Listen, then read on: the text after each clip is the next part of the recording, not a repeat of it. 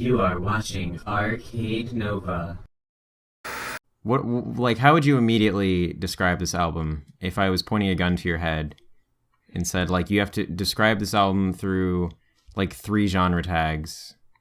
What would you come up with? I guess I would describe it as electronic, noisy, and I think tape loop. Okay. There's a lot of loops in it, like like beats that are like repeating, and progressively getting more distorted, more noisy. What sort of tags would you put on it? Well, so the thing is, I feel I don't have a lot of experience with like more harsh noise, but this seems to be like the gateway between something like Hella or like Lightning Bolt. This seems to be like sort of a transitional album between like it seems to be a soft spot of noise rock. Like we're not talking like fucking Sonic Youth or whatever. We're talking like actual like noise rock, and like harsh noise. Mm-hmm. Because this is not like I mean I've listened to like Paul Steeman, and this is definitely not as harsh as something like that. It seems to be a gateway drug into MERZBEAT and that deep black world, that black and white, sometimes rainbow world of harsh noise. Does that sound about right to you as like a MERZBEAT connoisseur? Yeah, so this one is oftentimes people's first gateway. A lot of people, they latch on to the fact that it still is rhythm, and a lot of rhythm. Yep. And people will be interested in trying to dip their toes in, but don't want to be taken all the way down the river of like where the hell am I? I've just been listening to static for 3 hours. Yeah, so I want to talk about that. So this album is titled MERZBEAT. It pretty much the entire album is almost like, or at least the beginning half is sort of comprised of like 2 layers. There's like a consistent drum beat, and then there's just like weird noise, which is like usually offbeat. Like it's never quite in sync with, because like there's generally speaking like a singular persistent drum beat, which sort of maintains that like gives you something to latch onto.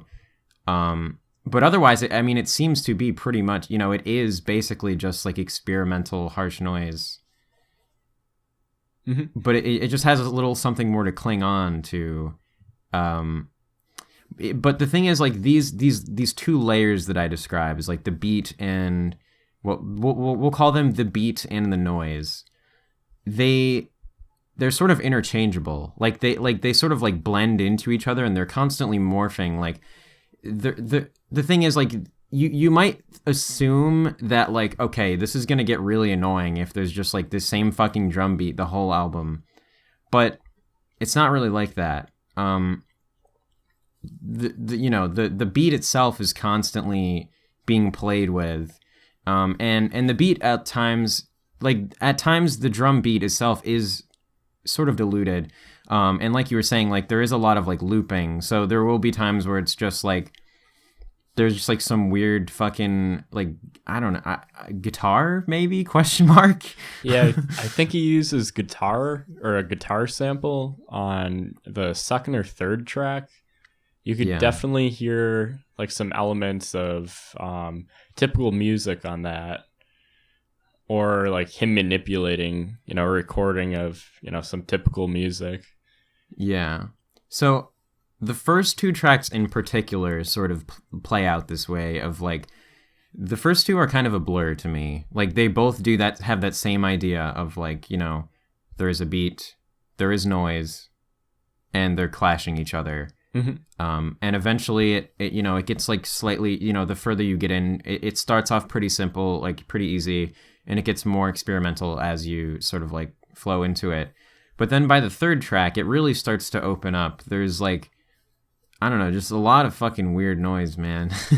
There's like you really what I find appealing about like this genre is that like I don't know what anything I'm hearing is. Like there are like in Shadow Barbarian, the third track, there are points where like I'm hearing like ping pong balls, and then there's like suddenly like these ping pong balls are like smacking like chains. And I'm just like, is that actually what's happening? Or did like MERZBEAT somehow like create these like sensations of feedback with like pedals or, you know, whatever else? Yeah, I love that. I mean, that's part of what draws people into noise.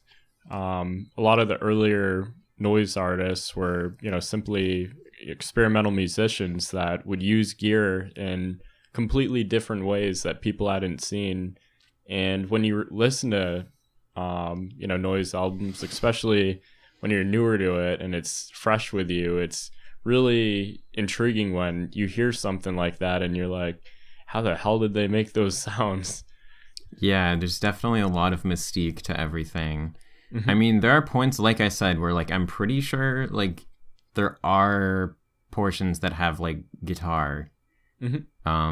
Even if they are like completely like utterly destroyed by like phaser and flanger and shit, like to the point where they just are like literally like glitched out laser beams like in hell. Oh yeah. Those guitar parts for me especially, they reminded me of some like noisier, like proto noise rock or no wave music. Like in particular, some parts of it reminded me of this band Pussy Galore. They were a noise rock band really early, but just like true rock and roll that's in your face, noisy, aggressive. Cool. Yeah, there's definitely a lot of like, I mean, it is literally noise. Like, there are points where I'm just like, man, this guy should really make, like, sound effects for, like, sci-fi movies. It's cool because what you're listening to is, like, in my notes, I have, like, a bunch of, like things like that where it's like, my description of, like, again, another example of in Shadow Barbarian is, like, one of the things I wrote here is cyber demon frequency bats because that's literally that's what it sounded like to me. I don't know how to like describe it in any other sort of way. It's just that like the noise itself is a demon. It's really fucking cool. It's a very unique aesthetic that I don't know. It's cool. Yeah, it's really cool. I've always wished that I could think of, you know, those creative ways to describe noise like that. That's never been my forte, but I love when people think of these fantastical descriptors like that. Like you said, like what would it have to do with bats? Cyber demon frequency bats. Cyber demon frequency bats. Yes, that's awesome. Yeah, that's how I feel listening. That's part of that's like very much so the appeal to me anyway, is that sort of like mystique about what I'm listening to, and just knowing that it could be anything is pretty cool. Yeah. When I was listening to that track, I just realized in my notes, actually I had dark too. I noticed that track's, you know, particularly dark, bassy, and at that point in the album is really when he takes off and the samples start to get less traditional a little bit. Like the first two tracks, I think a lot of people really enjoy because the drumming is really going hard. You know, they're great drum samples. You know. They could be used in like a hip hop production.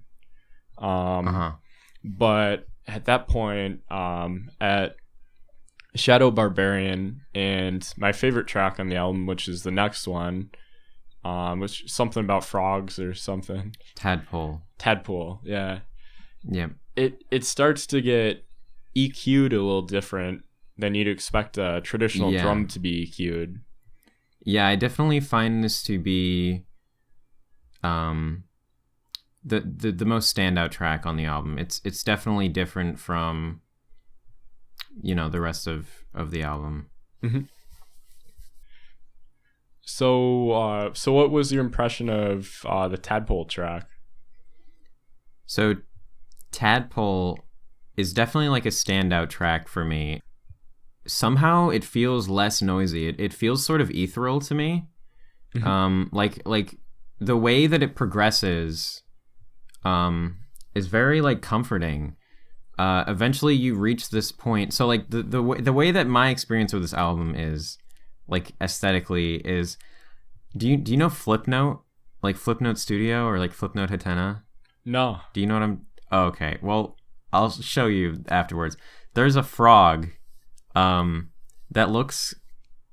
There's like this frog animation where it's just like this spinning frog. Flipnote Studio is like an animation studio that was like for the DSi. Mm-hmm. And the mascot of this animation studio was like a little green frog. Well, orange and green. They use both colors. But anyways, yeah. So I like see like images of like what I call the floating Flipnote frog gang, and so it's just like this wall of like as I progress through the song, there's like more like spinning frogs, and their tongues are all like hanging out, and then at one point there's like, because it's you know, it's like comforting and whatever, but then at one point there's like this like really cool like wall of lightning that appears. Not to get too like weird and like not to go like too far into like the D&D descriptions, but yeah. No, this is a very cool track. And then Looping Jane is a little less interesting to me. I think it's probably the least memorable track for me. Mm-hmm. The one thing I will say that I really do like about this track is it pretty much does the same thing that the first two do. It kind of goes back to the roots of the album, kind of like resets itself into the fact that it is, you know, there's this layer of beat and rhythm. It's a little more intensive than the first two tracks, but yeah, it wraps itself up pretty nicely. It's just not as memorable. There's more like laser beam sound effects. There's also the ending like sort of just like comes out of nowhere, which I really like. Because there's like a looping trance or whatever, and then the ending there's just like completely shuts itself off. Like there's just like a bunch of noise happening, and like it's not like to a beat or anything. Like it's like it doesn't end at a point that you would expect it to. Like it doesn't sound like it's wrapping up. It just stops, and I fucking love it. So it's really cool. I also noticed how, like he said, it's more it's like the earlier tracks were more intense. I felt it was more punchy, and so basically like in a lot of noise there'll be tracks made with loops, and if you've got the same loop repeating over and over again, you've got something that's very minimal, and all you have to go off of is the strength of the loop. So people who do that poorly choose a loop that's annoying or you wouldn't want to listen to over and over again. But there's a lot of good artists who will take a ton of time in finding a loop that's just aesthetically like really perfect, and you know, just keep slowly distorting it, slowly adding in delay, slowly changing it. But overall, it's got to be something that you enjoy listening to over and over again when they're doing minimal productions like that. That's the thing is, like, some of these things I thought I would get annoyed with, but they sound good. Oh yeah, I mean that's something, you know, a lot of people, they wouldn't realize that they could find comfort and they can find enjoyment in listening to something that's so minimal and has very little change, but if it's done well, you know, you can enjoy it. I will say though, I'm not sure, like I don't know how much you get out of this album, or like I feel like in the long run like I probably wouldn't like this album as much if I were to say get really into harsh noise. I feel like I might get annoyed with this album because it becomes sort of predictable after a while, and there is a lot of repetition. Maybe these are just aspects of noise, and I don't know, but well, for me as a MERZBEAT release, I guess, you know, sometimes I like it when MERZBEAT is just totally off the wall and you've got all sorts of phasery sounds going off and a lot of bass loops and stuff. Mm-hmm. But this one, I didn't realize how much I'd enjoy it going back into it. I wish it was a little bit noisier at this point, but it is very good. And I also want to touch on the one thing you mentioned with how the last track you were talking about just cuts off suddenly, like in the middle of the loop. It's sort of a lot of noise tracks will actually end like that, where you think they're just gonna keep building, but they just cut you off. People have noted that control can be a big part of noise, and definitely that's shown with how some people will just cut a track, you know, right in the middle of something, and you're just left there like feeling empty afterwards, like, oh man, I really miss being there and, you know, being bombarded with sound. Mm-hmm. Yeah, no, it's a really well, I actually feel like opposite. I actually really, I don't miss it. Like it's like the pocket of air that you experience, like mm-hmm. right at the end.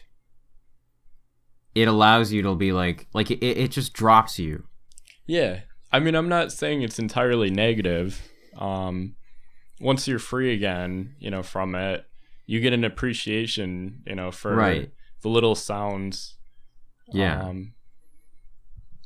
Okay, so one thing I want to do in this is, so my theory of how he does a lot of this is, I don't know what type of delay, but it sounds like he's feeding drum loops for a lot of it into like a fancy delay with some space-like echo. So I'm going to show you with my Korg Monotron delay how you can make pretty similar sounds to certain things he was doing just by messing with delay and feedback times. So let me go right into that. Sure.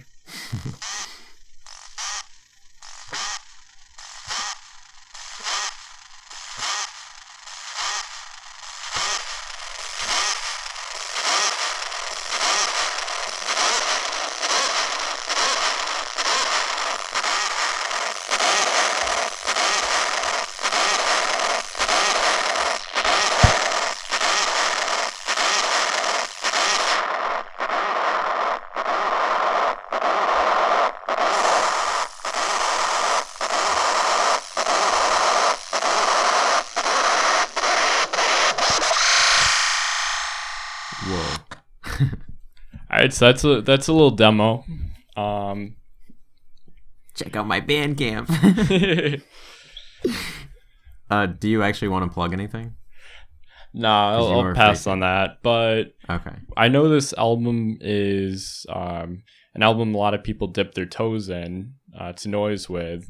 So I made a list of some albums that an artist that you'd probably enjoy if you liked this one. So first on the list, I have Aaron Dillaway, and in particular, Modern Gesture is the album I'd say would be like the best to dip your toes into his work. He uses tape loops in a similar way to how MERZBEAT used it on this album. And there's a lot of repetitive elements. Oftentimes there's rhythm. Another one I'd like to recommend is Wolf Eyes Cutter album. Animal Collective, Merriweather Pavilion. And all of Wolf-Eye's cut up stuff, it has similar elements to this MERZBEAT album in the sense that, you know, it has repetitive and some beat elements. Another one that I brought up earlier in the video was Pussy Galore. They were an early noise rock artist, and they definitely laid the foundation for a lot of noisier stuff. Another one I want to bring up is this artist Orphix. They make sort of ambient music, but at times it creeps up and gets noisier. But they're definitely big in the noise scene for what they did. And a couple MERZBEAT albums you might like if you enjoyed this one. So of course, he works with a live drummer on 13 Japanese Birds and a couple other albums. The album Ducks was live tracks from 13 Japanese Birds era, work with Bella's Pandy, who's the drummer. And he also did his collaboration with Thurston Moore and Bella's Pandy. I forgot the name of that one though. And one of his earlier albums that I really enjoyed that had beat elements was Brain Ticket Death. Later in the album, towards the end, the beat creeps in, but I absolutely love what he does on that album and think it's one of his most underrated albums. So there's my list. All right. Well, cool. With that, I guess we're off. Goodbye.